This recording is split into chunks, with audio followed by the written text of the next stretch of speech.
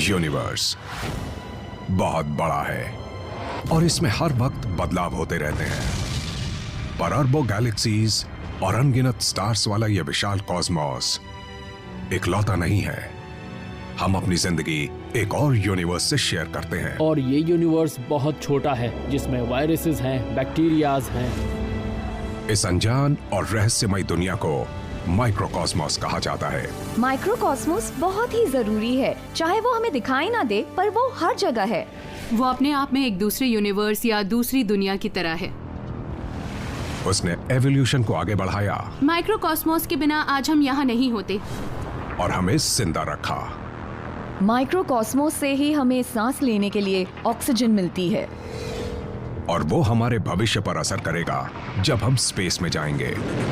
अगर हम कभी ऐसी जगह जाते हैं जहां लाइफ है और नया माइक्रोकॉस्मोस है, तो बिना इम्यूनिटी के हमें खतरा हो सकता है। हम अपनी दुनिया माइक्रोकॉस्मोस के साथ शेयर करते हैं। क्या हम शांति में जीवन बिता पाएंगे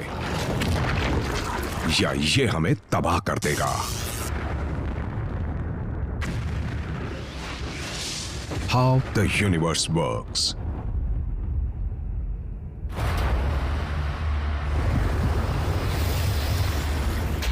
एक अनजान और ना दिखने वाला हत्यारा अपने शिकार पर झपट पड़ता है। वो उसके सेल को हाईजैक कर सैकड़ों घुसपैठियों की फौज तैयार कर लेता है।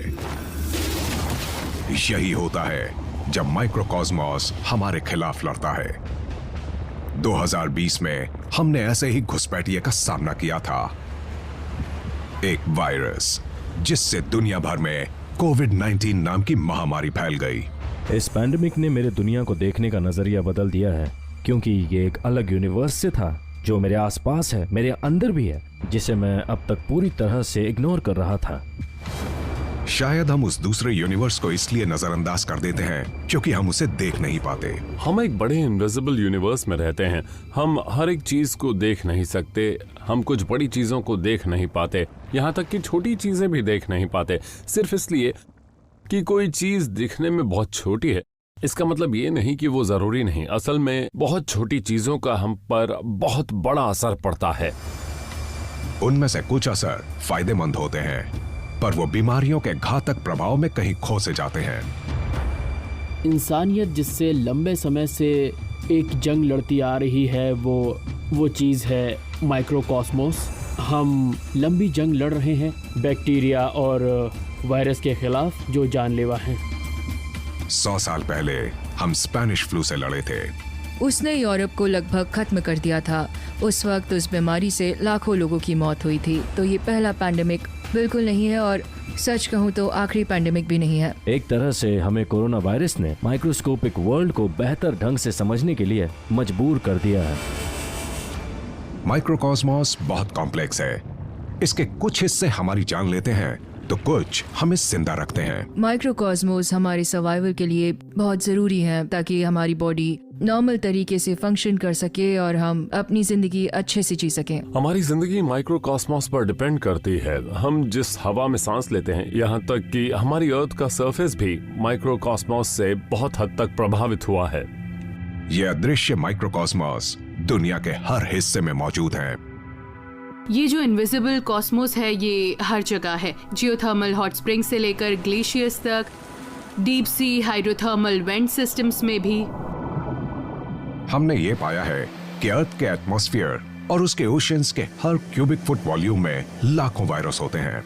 यूनिवर्स में जितने स्टार्स हैं, उससे ज्यादा हमारी पृथ्वी पर वायरसेस हैं।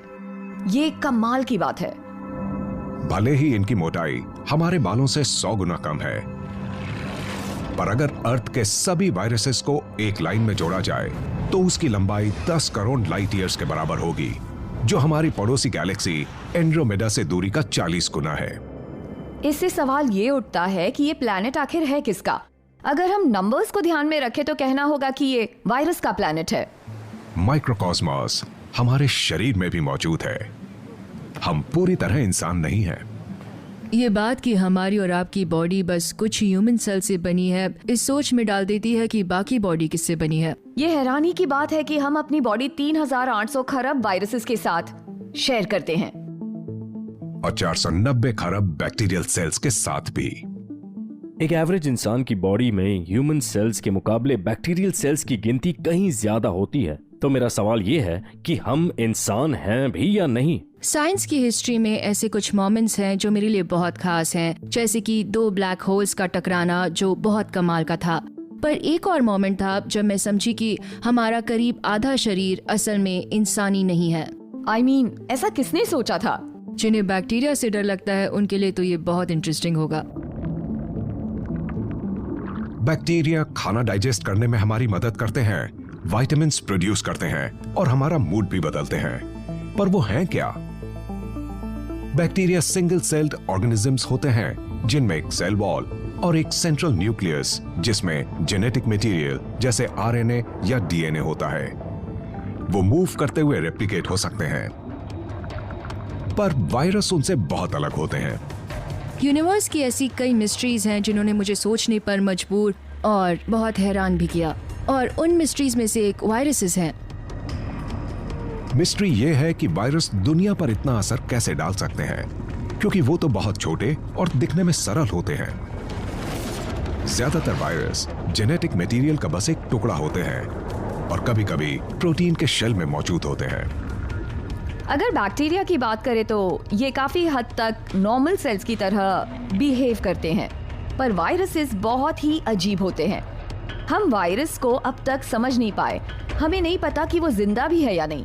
ये सवाल कि क्या वायरस जिंदा है, इसका जवाब मिलना असल में बहुत ही मुश्किल है। सच में लाइफ को हम किससे डिफाइन कर सकते हैं? जिंदा होने का मतलब क्या होता है? लाइफ की नासा की डेफिनेशन है एक सेल्फ सस्टेनिंग केमिकल सिस्टम जो डार्विनियन एवोल्यूशन के काबिल है, यानी प्राणी जो खाते हैं, एनर्जी बनाते हैं और रिप्रोड्यूस करते हैं। वायरस ये सब खुद नहीं कर सकते। इस काम के लिए वो होस्ट सेल का सहारा लेते हैं। उनके पास जरूरी जेनेटिक मटेरियल तो होता है पर बाकी चीजें नहीं होती, इसलिए उन्हें होस्ट को इन्फेक्ट करना होता है। अगर नहीं करते तो वो बेकार हैं। होस्ट की बॉडी में वायरस सेल्स के सरफेस पर हमला करके उस पर कब्जा कर लेते हैं। एक वायरस की जिंदगी का मकसद किसी और सेल पर कब्जा करना होता है। उन्हें एक लिविंग सेल में अपना जेनेटिक मटेरियल इंजेक्ट करना होता है। जब सेल हाईजैक हो जाता है तब वायरस अपनी कॉपीज बनाने लगता है जो सेल को बर्स्ट करते हुए बाहर निकलता है। ये बिल्कुल किसी खतरनाक फिल्म की तरह है जिसमें एलियंस दिखाए जाते हैं। वो अंदर से बाहर की तरफ निकलते हैं। ये बिल्कुल किसी हॉरर मूवी की तरह है। वायरस के बढ़ने का ये तरीका खौफनाक है, पर इससे ये पता नहीं चलता कि ये जिंदा है या नहीं। अंतरिक्ष में जीवन ढूंढने की खोज पर इस जानकारी की कमी का असर पड़ सकता है। एक दिलचस्प बात है जिसके बारे में हमें सोचना चाहिए, वो ये कि अगर हमें किसी प्लैनेट के सरफेस पर कोई वायरस मिलता है, क्या हम उसे जिंदा मानेंगे? क्या हम कहेंगे कि हमें जीवन मिल गया? हमें नहीं पता, पर स्पेस वायरसेस बाकी एक्स्ट्रा टेरेस्ट्रियल लाइफ फॉर्म्स का एक सबूत हो सकते हैं। वायरसेस को रेप्लिकेट होने में होस्ट सेल की जरूरत होती है, तो अगर हमें एक वायरस मिलता है तो एक तरह से हमें लाइफ मिल गई। वायरसेस हमें एक्स्ट्रा टेरेस्ट्रियल लाइफ का पता बता सकते हैं। अब एक नई रिसर्च से यह पता चला है कि हो सकता है कि अर्थ पर लाइफ स्पेस से आई थी। ऐसा हो सकता है कि माइक्रोब्स किसी एस्ट्रॉयड के टुकड़े पर मौजूद थे जो सीधा अर्थ पर आ गिरा। शायद वो किसी और प्लैनेट पर थे, उस प्लैनेट की किसी चीज से टक्कर हुई, वो जिस रॉक पर थे वो स्पेस में चला गया और अर्थ पर मीटेरॉइड की तरह गिर गया। लिफ्ट लेने वाले माइक्रोब्स की ये थियरी सुनने में अजीब लगती है, पर हमें अर्थ पर मार्स के कुछ टुकड़े मिले हैं। शायद उन्हीं टुकड़ों से यहाँ जीवन की शुरुआत हुई। ये थियरी पूरी तरह से अजीब नहीं है। हम जानते हैं कि रॉक्स मार्स से भी आ सकते हैं और अर्थ पर गिर सकते हैं। मार्स से कोई बड़ा एस्ट्रॉयड टकराया जिससे मार्स के टुकड़े स्पेस से यहाँ अर्थ पर आ गिरे। ये समझने के लिए हमें 4.5 अरब साल पहले के अर्ली यूनिवर्स को जानना होगा। कई नए प्लैनेट्स एक नए स्टार का चक्कर लगा रहे थे जो था हमारा सन। इस नवजीवित सोलर सिस्टम में उथल पुथल मची थी।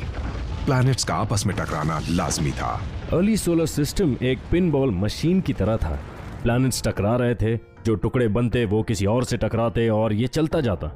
उस वक्त मार्स खतरे में था। तब उस पर ओशियंस थे और शायद प्रिमिटिव लाइफ भी थी। एक बड़ा स्पेस रॉक उसके सरफेस से जा टकराया। उस घटना को बोरियालिस इंपैक्ट कहा जाता है। उससे अरबों खरबों टन चट्टानें स्पेस में बिखर गईं। ये सोचना अजीब नहीं है कि हमारे सोलर सिस्टम में उन चट्टानों पर दूसरे प्लैनेट्स के माइक्रोब्स रहे होंगे। अगर कोई माइक्रोब उस एस्ट्रॉयड के सरफेस पे था जो मार्स से अलग होकर बना था, तो उसके लिए थोड़ा बुरा लगता है। वो शांति से मार्स पर जी रहा था और वो कर रहा होगा जो मार्शियन माइक्रोब्स करते हैं। तभी एक बहुत बड़ी टक्कर से वो सीधा स्पेस में चला गया। एक प्लैनेट से दूसरे प्लैनेट तक जाने के लिए एक सेल को कई मुश्किलों का सामना करना पड़ा होगा। जैसा आपने किसी सर्वाइवल गेम शो में देखा होगा, उसे अपने होम प्लैनेट से अचानक अलग कर दिया गया। फिर उसे चट्टान के एक छोटे से टुकड़े में स्पेस की उस जर्नी को सरवाइव करना था। उसका सामना स्पेस के वैक्यूम से लेकर कॉस्मिक रेज और यूवी रेडिएशन से हुआ होगा, यहाँ तक कि उसे जम जाने का खतरा भी था। सोलर सिस्टम या हमारी गैलेक्सी में एस्ट्रॉइड्स पर लाइफ के मूव होने की इस थियोरी से कई सवाल सामने आते हैं। बोरियालिस इंपैक्ट जैसी घटनाओं से मार्स से इतनी चट्टानें अलग हो गईं कि माइक्रोब्स को स्पेस में सफर करने के लिए मौके मिल गए। पर क्या वो सफर में बच पाते? ये जानने के लिए इंटरनेशनल स्पेस स्टेशन में एस्ट्रोनॉट्स ने बाहर स्पेस में एक सिंपल बैक्टीरिया ग्रो किया। आउटर स्पेस में रहने के 1 साल बाद भी सरप्राइजिंगली उनमें से कुछ माइक्रोब्स बच गए। ये कमाल की बात है। उन माइक्रोब्स की मौत नहीं हुई, भले ही वो लंबे समय तक सबसे बुरे एनवायरनमेंट में थे। इस मिशन से ये साबित हो गया कि लाइफ आउटर स्पेस में सरवाइव कर सकती है। लाइफ प्लैनेट्स के बीच ट्रांसफर भी हो सकती है। ऐसा भी हो सकता है लाइफ की शुरुआत मार्स पे हुई हो, जो हमारे पास का प्लैनेट है। हो सकता है लाइफ एक मीटेरॉइड के जरिए यहाँ तक पहुंची हो। हमारा असली घर ये नहीं बल्कि मार्स हो सकता है एक एस्ट्रॉइड पर माइक्रोब्स अर्थ पर आए और माइक्रोकॉस्मोस की शुरुआत की। लेकिन मीटेरॉइड पर हाल ही में हुई स्टडीज से पता चलता है कि भले ही जीवित माइक्रोब्स सफर में नहीं बच पाए, उन्हें बनाने वाले बिल्डिंग ब्लॉक्स जरूर बच गए। नवंबर 2019 में एक इंटरनेशनल रिसर्च टीम को अर्थ पर क्रैश हुए मीटेरॉइड्स में एक ऑर्गेनिक मॉलिक्यूल मिला जिसका नाम है राइबोस। राइबोस एक शुगर है, एक सिंपल शुगर है, पर वो एक ऐसी क्रूशियल शुगर है जो अर्थ पर हर तरह की लाइफ के लिए जरूरी है। राइबोस एक शुगर है जो हमारा आरएनए बनाती है। आरएनए हमारे शरीर के सेल के हर हिस्से में मौजूद होता है। आरएनए जेनेटिक मटेरियल का एक सिंपल फॉर्म है जो सेल्यूलर फंक्शन को कंट्रोल करता है। ये कई प्राचीन प्राणियों में पाया जाता है। एक मीटेरॉइड पर राइबोस मिलना माइक्रोकॉस्मोस के ओरिजिन को समझने की कोशिश को बढ़ावा देगा, क्योंकि ये बिल्डिंग ब्लॉक्स हैं लाइफ स्टार्ट करने के लिए। इन्हीं की जरूरत होती है। तो अगर हमने ये समझ लिया कि ये बिल्डिंग ब्लॉक्स कहाँ से आए, तो हम ये भी समझ पाएंगे कि माइक्रोकॉस्मोस आखिर कैसे शुरू हुआ और साथ ही इवॉल्व हुआ। रोजेटा मिशन में आउटर स्पेस में लाइफ का एक और बिल्डिंग ब्लॉक मिला, फास्फोरस का एक फॉर्म जो था कॉमेट 67P पर। ये एक बड़ी खोज थी। कॉमेट 67P सोलर सिस्टम के जन्म के वक्त बना था, 4.67 अरब साल पहले, और उसके बाद से वो कभी नहीं बदला। वो एक टाइम कैप्सूल है जो सन और प्लैनेट्स के जन्म के समय बना, और तब से ये कॉमेट डीप फ्रीज में ही है। तो हमें कॉमेट 67P पर फास्फोरस के जो फॉर्म्स मिले, उनसे ये पता चला जब अर्थ बन रही थी तब क्या क्या मौजूद था और हमारे इस प्लैनेट पर लाइफ की शुरुआत कैसे हुई। अर्ली सोलर सिस्टम में लाइफ के लिए जरूरी कई केमिकल्स मौजूद थे। ये एक जरूरी खोज है क्योंकि इससे पता चलता है कि सोलर सिस्टम बनते वक्त ये सभी कंपाउंड्स आसपास मौजूद थे, तो ये लाइफ के शुरू होने और इस्तेमाल करने के लिए पूरी तरह अवेलेबल थे और उनसे सर्कुलर स्ट्रक्चर बन पाया। इन खोजों से न सिर्फ ये पता चलता है कि जरूरी केमिकल्स अर्थ पर आए थे, बल्कि ये भी कि वो पूरे सोलर सिस्टम में मौजूद हैं। हम ऐसा सोचते हैं कि माइक्रोकॉस्मोस सिर्फ अर्थ पर ही एग्जिस्ट करता है, क्योंकि हमें लगता है सिर्फ अर्थ पर ही ये बिल्डिंग ब्लॉक्स हैं। पर अब इन नई खोजों से पता चला कि ये माइक्रोकॉस्मोस और साथ ही बिल्डिंग ब्लॉक्स अर्थ के अलावा पूरी सोलर सिस्टम में हो सकते हैं। सोलर सिस्टम में मौजूद इन बिल्डिंग ब्लॉक्स का सबूत हमें 2017 में मिला था। ओमुआमुआ नाम का एक अनजान स्पेस रॉक सोलर सिस्टम में पाया गया था।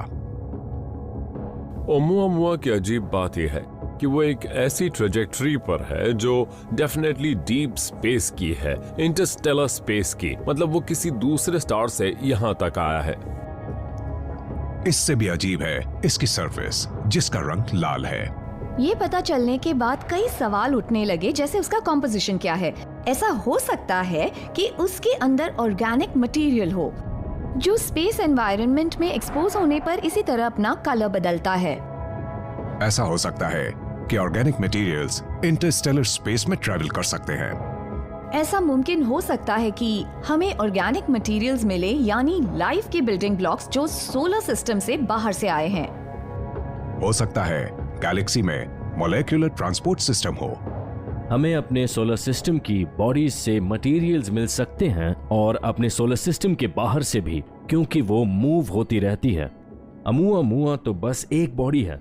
हो सकता है कि हमारे सोलर सिस्टम में कई इंटरस्टेलर विजिटर्स आते रहते हैं। हो सकता है कॉमेट्स और एस्टेरॉइड्स वो केमिकल्स लाए हों जिनसे माइक्रोकॉस्मोस की शुरुआत हुई। अब एक नई रिसर्च से ये सामने आया है कि अर्थ से टकराने वाले स्पेस रॉक्स भी लाइफ शुरू कर सकते हैं। क्या ऐसी ही किसी टक्कर से जीवन की शुरुआत हुई?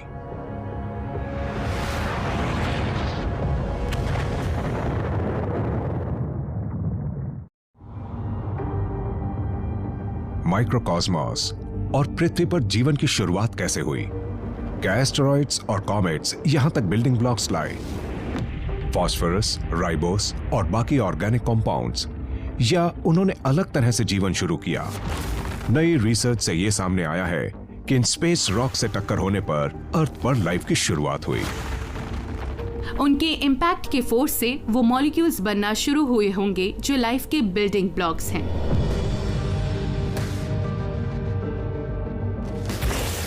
टकराव से पैदा होने वाली एनर्जी मॉलिक्यूल्स की बनावट को बदलकर नए कंपाउंड्स बना देती है। आप एटम्स और मॉलिक्यूल्स को अलग करके उन्हें रिकम्बाइन कर सकते हैं और बस एक इम्पैक्ट से लाइफ स्टार्ट कर सकते हैं। लाखों सालों तक अर्थ के ओशियंस में कॉम्प्लेक्स ऑर्गेनिक मटेरियल्स बढ़ते जा रहे थे। फिर करीब 3.5 अरब साल पहले लाइफ को स्टार्ट करने का प्रोसेस शुरू हुआ। अर्थ पर लाइफ का शुरू होना असल में एक प्रोसेस था। उसकी शुरुआत बड़े मॉलिक्यूल से हुई जो शायद गलती से अपनी खुद की कॉपीज बनाने लगे। उनसे पहले जेनेटिक मटेरियल बना। उनमें से कुछ बड़े मॉलिक्यूल्स आपस में जुड़कर पहले प्रोटोसेल्स बन गए। एक प्रोटोसेल अर्थ पर लाइफ के पहले स्टेज को रिप्रेजेंट करता है, जिसके बाद एवोल्यूशन हुआ। प्रोटोसेल्स में मॉडर्न सेल्स की फुल केमिकल मशीनरी नहीं होती। वो एक सिंपल सेल मेम्ब्रेन होते हैं जिनके अंदर आरएनए जैसा जेनेटिक मटेरियल होता है जो राइबोस और फास्फोरस से बनता है। उसकी मेम्ब्रेन एक बैरियर जैसी होती है। वो ये कंट्रोल कर सकती है कि सेल में कौन से केमिकल्स आएंगे और कौन से बाहर जाएंगे, और इससे सेल के अंदर का जेनेटिक कोड भी सुरक्षित रहता है। जब ऐसा हो गया, उसके बाद एवोल्यूशन स्टार्ट हो गया। ये सिंपल सेल्स बहुत ज्यादा कॉम्प्लिकेटेड होते गए और फिर एक दिन धरती पर जीवन फलने फूलने लगा। असल में सेल्यूलर लाइफ। बैक्टीरिया के मुकाबले वायरसेस सेल्स नहीं होते। ये बहस का मुद्दा है कि वो जिंदा भी हैं या नहीं। तो आखिर वायरसेस का जीवन की शुरुआत में क्या योगदान था? वायरसेस को हमारे एवोल्यूशन का जरूरी हिस्सा नहीं माना जाता है, पर अब हम समझ रहे हैं कि ऐसा बिल्कुल भी नहीं है। ऐसा हो सकता है कि वायरसेस खुद लाइफ के एवोल्यूशन का एक जरूरी हिस्सा थे। ये कैसे पता चले कि वायरस की मदद से अर्थ पर लाइफ डेवलप हुई थी? वो अपने अतीत के कुछ सुराग भी नहीं छोड़ते। वायरसेस की एवोल्यूशनरी हिस्ट्री को समझना मुश्किल है क्योंकि उनका कोई फॉसिल रिकॉर्ड नहीं है। ऐसी कोई जियोलॉजी जिसे जमीन से निकालकर हम ये कह सके कि यहीं से वायरसेस की शुरुआत हुई थी। हम नहीं जानते कि वायरसेस लाइफ के एवोल्यूशन में कब एंटर हो गए। क्या वो शुरुआत में आए या कुछ समय बाद? एक थ्योरी तो ये भी है कि लाइफ की शुरुआत असल में वायरस से ही हुई थी। अगर लाइफ की असली शुरुआत के बारे में सोचें तो वो किसी सिंपल चीज से शुरू हुई होगी, जैसे कि कोई मॉलिक्यूल जिसने रेप्लिकेट होना शुरू किया होगा। एक वायरस अच्छा एग्जाम्पल हो सकता है उस प्रोसेस का जिसमें केमिकल से लाइफ की शुरुआत हुई। इस केस में 3.5 अरब साल पुराने ओशंस में तैर रहे केमिकल से प्रोटीन शेल बना और उसके आसपास कुछ सिंपल जेनेटिक मटेरियल। पर क्या वायरसेस बाकी सब चीजों से पहले इवॉल्व हो गए?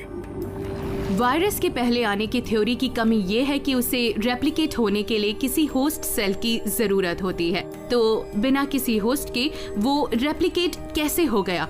और यही सवाल हमें अपने आप से पूछना चाहिए जब हम यहाँ वायरस के पहले आने के बारे में सोचते हैं। मॉडर्न वायरसेस बिना एक होस्ट के रेप्लिकेट नहीं कर पाते। शायद प्राचीन वायरस भी ऐसे ही होंगे। पर क्या अर्ली सेल्स और वायरसेस इस तरह मिले होंगे कि उससे उन दोनों का फायदा हो? कुछ नई थियरीज के मुताबिक वायरसेस और सेल्यूलर लाइफ एक साथ इवॉल्व हुए। उन्होंने एक दूसरे की मदद भी की और शायद इंसानों के एवोल्यूशन को भी आगे बढ़ाया। लेकिन ये को एवोल्यूशन काम कैसे करता है? हम जानते हैं कि मॉडर्न वायरस अपना जेनेटिक मटेरियल सेल्स में इंजेक्ट करके उन्हें बदल देते हैं। शायद अर्ली वायरसेस ने पहले सेल्स के जीन्स को भी इसी तरह से बदला होगा। वायरस की सेल पर अटैक से उन दोनों के जो जीन्स आरएनए होंगे वो एक दूसरे के साथ स्वैप हो गए होंगे। ये बिल्कुल ऐसा रहा होगा, एक को किसी चीज की जरूरत नहीं रही तो उसने दूसरे सेल को उससे पास कर दिया। तो इस तरह से ऑर्गेनिजम्स का एक दूसरे के साथ मटेरियल एक्सचेंज हर एक के लिए फायदेमंद ही साबित होता है। वायरस होस्ट के जेनेटिक मटेरियल के कुछ हिस्सों को हटाकर वहां अपना मटेरियल लगा देता है। जब वायरस दूसरे सेल पर अटैक करता है तब वो इन मिक्स जीन्स को उस होस्ट में ट्रांसफर कर सकता है। इस तरह से वायरसेस इस प्रोसेस को आगे बढ़ाते हैं। वो कई अलग ऑर्गेनिजम्स के बीच जीन्स ट्रांसफर करते हैं और इसी प्रोसेस की वजह से एवोल्यूशन आगे बढ़ता है। हो सकता है कि उन सभी अटैक से कोई फायदा नहीं हुआ या होस्ट सेल की मौत हो गई, पर अगर लाखों में एक इंजेक्शन भी कामयाब रहा और उससे जीन्स में बदलाव हुआ तो वो बच गया होगा और उसने फिर और रिप्रोड्यूस किया होगा। शायद ये वायरली एनहांस्ड सेल्स प्राचीन महासागर में बढ़ते रहे और वक्त के साथ धीरे धीरे कई कॉम्प्लेक्स प्राणी बनते गए और आखिरकार उससे इंसान बने। ये सोचकर ही अजीब लगता है कि हम इंसानों की शुरुआत किसी वायरस से हुई थी। मुझे यकीन है कि मेरा ज्यादातर जेनेटिक कोड ओरिजिनली किसी वायरस के इंजेक्शन से आया होगा। मुझे ये सोचकर बहुत अच्छा लगता है कि मैं एक वायरस की डिसेंडेंट हूँ। बस कि सिंपल केमिकल से शुरू होकर एक कॉम्प्लेक्स शरीर बनना कुदरत की बहुत बड़ी कामयाबी होती है। वायरसेस का इंसानों के एवोल्यूशन में अहम योगदान था। करीब 8% इंसानी डीएनए प्राचीन वायरल इन्फेक्शंस की बदौलत है। असल में उनके बिना हम इंसान ही नहीं होते। हमारे दिमाग में एक बहुत प्राचीन वायरल डीएनए है।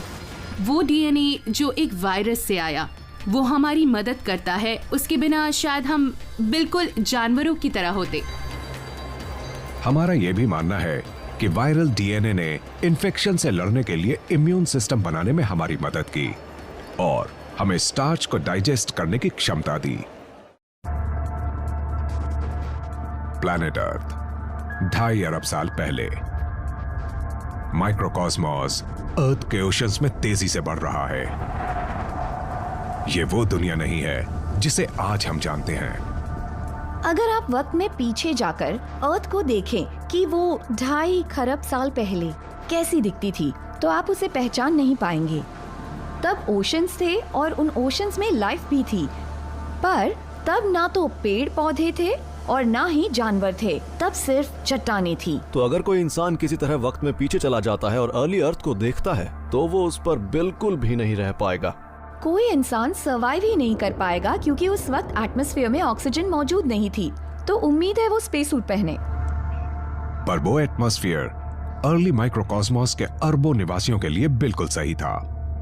वो बहुत धीमे थे और हवा में ऑक्सीजन की कमी होते हुए भी अपना जीवन जी रहे थे। लेकिन उनकी ये शांति जल्दी भंग होने वाली थी। काफी लंबे समय तक अर्थ पर हालात बिल्कुल स्टेबल रहे, पर फिर करीब 2.5 अरब साल पहले एवोल्यूशन में हुई एक गड़बड़ी से सब कुछ बदल गया। उस गड़बड़ी का सबूत इन अजीब पत्थरों में मौजूद है, जो हैं स्ट्रोमेटोलाइट्स। स्ट्रोमेटोलाइट्स माइक्रोबियल सिटीज की तरह होती हैं। अगर आप उन्हें जूम करके देखेंगे तो आपको बैक्टीरिया की कई लेयर्स एक के ऊपर एक मिलेंगी, जैसे हम अपनी बड़ी सिटीज में स्काई स्क्रेपर्स बनाते हैं। ये माइक्रोकॉस्मिक बिल्डिंग्स सायानोबैक्टीरिया से भरी हुई हैं।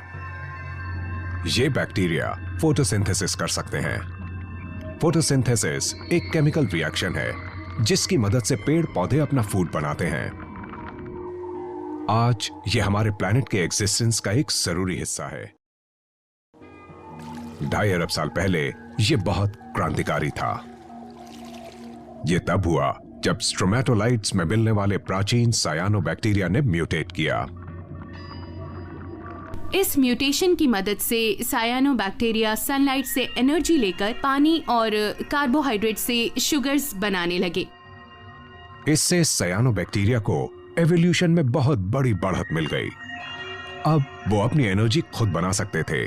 अब वो तेजी से बढ़ते और रिप्रोड्यूस कर सकते थे। बाकियों के लिए ये एक मुसीबत थी। वो वेस्ट प्रोडक्ट के तौर पर ऑक्सीजन बनाते। ऑक्सीजन उनके काम की थी नहीं, तो उन्होंने उसे हवा में रिलीज कर दिया और लाखों सालों तक वो अर्थ के एटमॉस्फेयर को बदलते रहे थे। ऑक्सीजन नाम का ये बाई प्रोडक्ट बहुत खतरनाक है। ऑक्सीजन को खतरनाक इसलिए कहा जाता है क्योंकि वो बहुत रिएक्टिव है। वो हर किसी के साथ कंबाइन हो जाती है। आपको रस्टिंग के बारे में पता है। आयरन पर जंग लगती है क्योंकि ऑक्सीजन उसके मॉलिक्यूल से कंबाइन हो जाती है। इसे ऑक्सीडेशन कहते हैं। तो जब पहली बार ऑक्सीजन रिलीज हुई तो वो बहुत खतरनाक थी। एटमॉस्फेयर में ऑक्सीजन गैस के बढ़ जाने से पूरे प्लैनेट पर माइक्रोब्स की प्रजातियां दम तोड़ने लगीं। जब वो हुआ होगा तो उनका मास एक्सटेंशन हो गया होगा। वो एक ग्लोबल मास एक्सटेंशन इवेंट रहा होगा। वो अर्थ की हिस्ट्री में तब तक हुआ सबसे खतरनाक एनवायरमेंटल डिजास्टर रहा होगा। मुझे नहीं लगता आज तक उसके जैसा कोई डिजास्टर हुआ है। वो शायद हमारे प्लैनेट की हिस्ट्री की सबसे बड़ी घटना रही होगी। वो एक बड़ा ऑक्सीडेशन इवेंट था और उसने हमारे एटमॉस्फेयर को बदल दिया, प्लैनेट को बदल दिया और ऑक्सीजन यहीं पर बनी थी। और फिर बदलाव होने लगा। एक और म्यूटेशन के बाद कुछ बैक्टीरिया उस ऑक्सीजन का इस्तेमाल अपने मेटाबॉलिज्म में करने लगे और ये एक बहुत बड़ा बदलाव था। ऑक्सीजन को इस्तेमाल कर पाना एवोल्यूशन का एक बहुत बड़ा कदम था।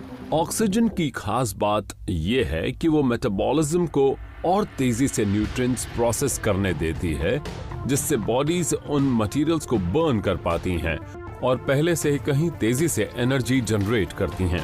ये ऑर्गेनिजम्स रेस्पिरेशन के लिए ऑक्सीजन का इस्तेमाल करने लगे और उन्हें कई गुना एनर्जी मिलने लगी और वो बाकी ऑर्गेनिज्म से कई ज्यादा इवॉल्व हुए। अब ऑर्गेनिजम्स को इतनी एनर्जी मिल गई जिससे वो ज्यादा कॉम्प्लेक्स, बड़े और मल्टी सेल्यूलर बन गए। मेटाबॉलिज्म में ऑक्सीजन को इस्तेमाल कर पाना अर्थ पर लाइफ के लिए एक बहुत बड़ा कदम था। सच कहूँ तो अगर सायानोबैक्टीरिया नहीं होता तो हमारा इस हद तक इवॉल्व हो पाना बिल्कुल मुमकिन नहीं होता।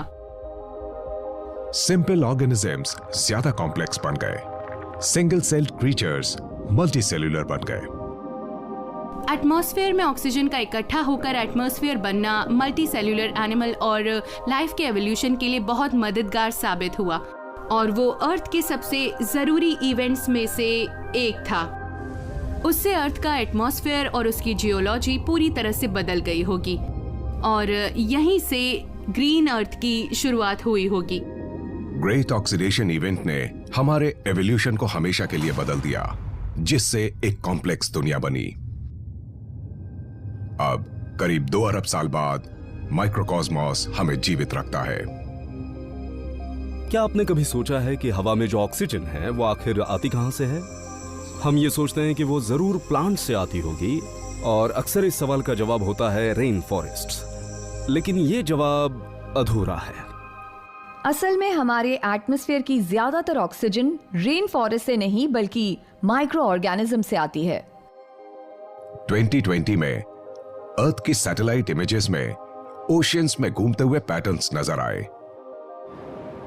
ये वो माइक्रोस्कोपिक क्रीचर्स हैं जिन्हें फाइटोप्लैंक्टन कहा जाता है। फाइटोप्लैंक्टन जो फोटोसिंथेसिस करते हैं बहुत जरूरी हैं क्योंकि वो इकट्ठे ही अर्थ के सभी रेन फॉरेस्ट के मुकाबले ज्यादा ऑक्सीजन प्रोड्यूस करते हैं। रेन फॉरेस्ट से अर्थ की 30% ऑक्सीजन जनरेट होती है, जबकि फाइटोप्लैंक्टन अर्थ की 50% ऑक्सीजन प्रोड्यूस करते हैं। आज भी जब आप सांस लेते हैं तो वो माइक्रोकॉस्मोस के प्रोडक्ट्स होते हैं। माइक्रोकॉस्मोस की जरूरत के बारे में जितना भी कहा जाए उतना कम है। मैं आपसे बात कर रही हूँ और साथ में सांस भी ले रही हूँ। ये मुमकिन नहीं हो पाता प्लैनेट की सबसे छोटे ऑर्गेनिजम्स के बिना। माइक्रोकॉस्मोस ने हमें जीवन दिया है, पर वो इसे हमसे छीन भी सकता है। ग्लोबल वार्मिंग से कई जानलेवा बैक्टीरिया और वायरस पनप रहे हैं। क्या हम एक माइक्रोकॉस्मिक ज़ॉम्बी एपोकैलिप्स का सामना करने वाले हैं? साइबेरिया में इस वक्त बढ़ते तापमान की वजह से आर्कटिक पर्माफ्रॉस्ट पिघल रहा है, जिससे हजारों सालों तक बर्फ में छिपी जमीन अब उभरने लगी है। जैसे जैसे पोलर फ्रॉस्ट क्लाइमेट चेंज के साथ पिघल रहा है, वो पैथोजेंस भी रिलीज कर सकता है जो पिछले हजारों सालों से उस बर्फ के अंदर कैद थे। 2014 में रिसर्चर्स ने यूएसए से भी बड़े साइबेरिया के इस बर्फीले इलाके को स्टडी किया। मैंने कई साइंस फिक्शन मूवीज देखी हैं जिनमें साइंटिस्ट बर्फ में खुदाई कर रहे होते हैं और उन्हें कुछ बहुत पुराना और खतरनाक मिल जाता है। साइंटिस्ट्स उस इलाके की जमीन के सैंपल्स को लैब में ले गए और उसकी जांच की। जांच में उन्हें एक फ्रोजन एंशिएंट वायरस मिला। एक वायरस जो पिछले 30,000 सालों से बर्फ के अंदर कैद था। ये बिल्कुल किसी हॉरर मूवी की तरह है जिसमें किसी साइंटिस्ट को कुदरत का कोई भयानक राज पता चल जाता है, वो उसे निकाल देता है और फिर पूरी दुनिया खतरे में पड़ जाती है। बिल्कुल किसी हॉरर मूवी की तरह उस टीम ने वायरस को एक सिंगल सेल्ड ऑर्गेनिज्म यानी अमीबा को फीड किया, ये देखने के लिए कि हजारों साल तक जमे रहने के बाद भी ये काम करता है या नहीं। वायरस जाग गया, उसने अमीबा पर हमला किया और रेप्लिकेट होने लगा। उस एंशिएंट वायरस को फिर से जिंदा करना मुर्दों को जगाने जैसा था। साइंटिस्ट्स को कोई आइडिया नहीं था कि ये ज़ॉम्बी वायरस क्या कर सकता है। वो वायरस बाकी वायरसेस से बहुत ज्यादा अलग है। वो नॉर्मल वायरसेस के मुकाबले बहुत बड़ा था। शायद इतना बड़ा वायरस पहले कभी नहीं देखा गया था, कभी भी नहीं। ये बाकी वायरसेस के मुकाबले बहुत बड़ा जायंट है।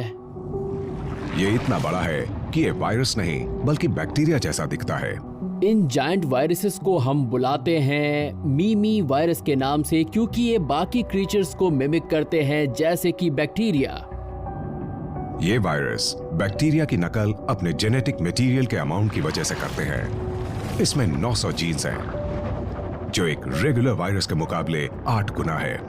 वायरसेस बहुत सिंपल होते हैं, उन्हें फंक्शन करने के लिए ज्यादा जीन्स की जरूरत नहीं होती, पर इस वायरस के अंदर जरूरत से ज्यादा जीन्स मौजूद हैं। वो इतने सारे एक्स्ट्रा जीन्स के साथ कर क्या रहा है? हमें अब दूसरे मिमी वायरसेस भी मिल गए हैं। 20 साल पहले हमने सोचा भी नहीं था कि इतना कॉम्प्लेक्स वायरस हो सकता है। हमें अब भी नहीं पता कि इसके एक्स्ट्रा जीन्स क्या करते हैं।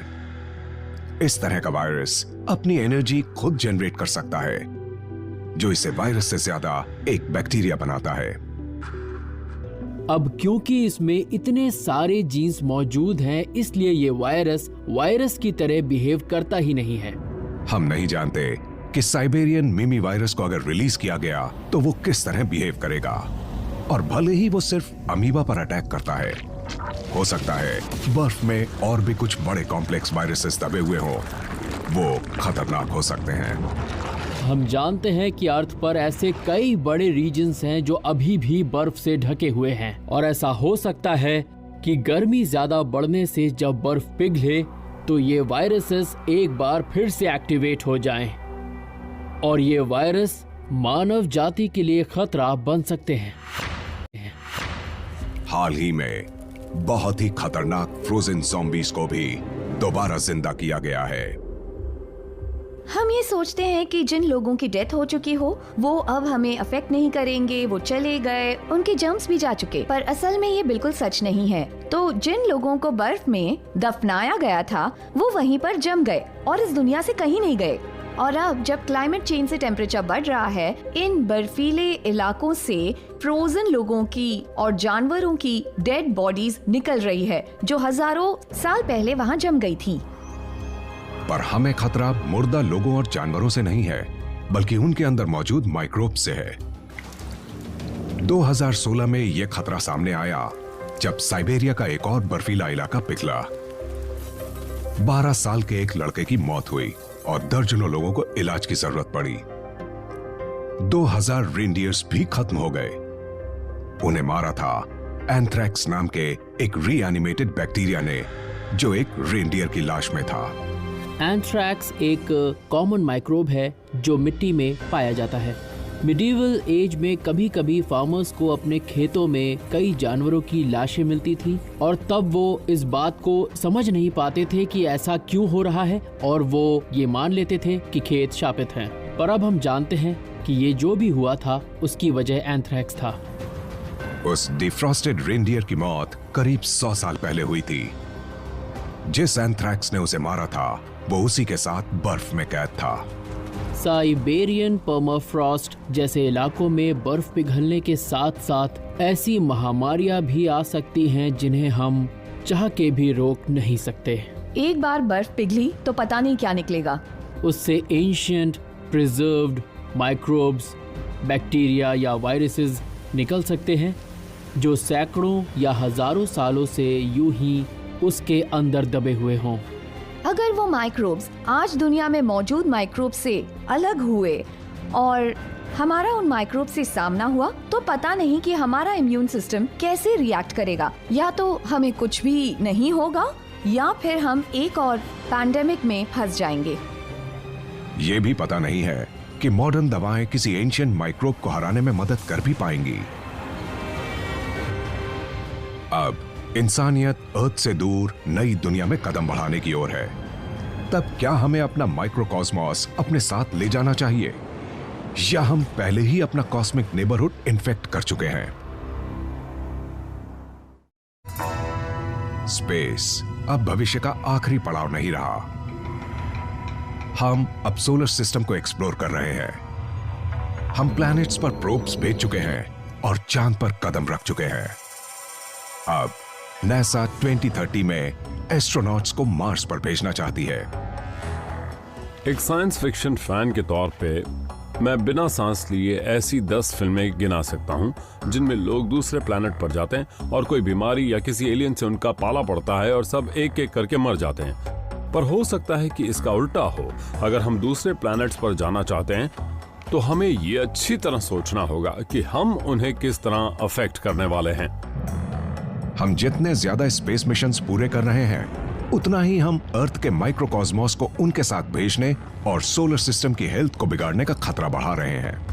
अगर हमें एक ऐसा प्लैनेट मिल गया जिसका अपना बायोस्फीयर है, जिसकी अपनी लाइफ है, तब हमें इस बात का ध्यान रखना होगा कि हम अपने माइक्रोब्स को उनके माइक्रोब से कैसे मिलाते हैं, क्योंकि वहाँ सब खत्म भी हो सकता है। ये सीरियस है क्योंकि अब हमारी नजर मार्स, टाइटन यानी सैटर्न के मून और कॉमेट्स पर है जहां प्रीबायोटिक लाइफ एग्जिस्ट करती होगी, या हो सकता है अतीत में उनका एक रहने लायक एनवायरनमेंट हो।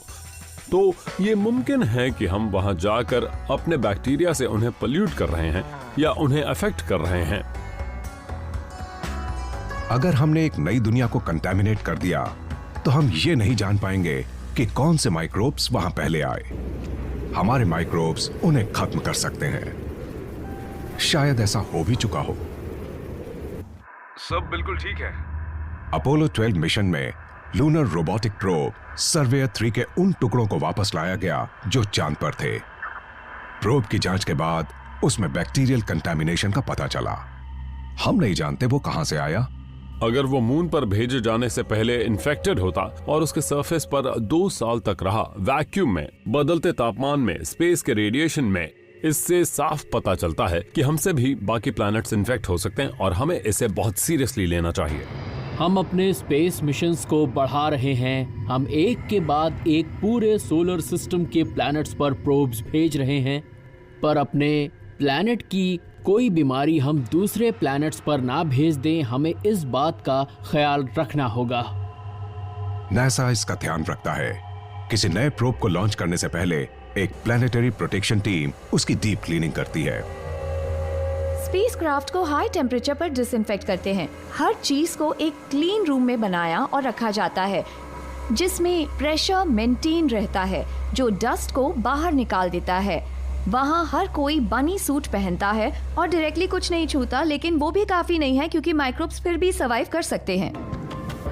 इन माइक्रोकॉस्मिक घुसपैठियों को खत्म कर पाना और भी मुश्किल हो जाता है जब वो किसी एस्ट्रोनॉट के शरीर में होते हैं।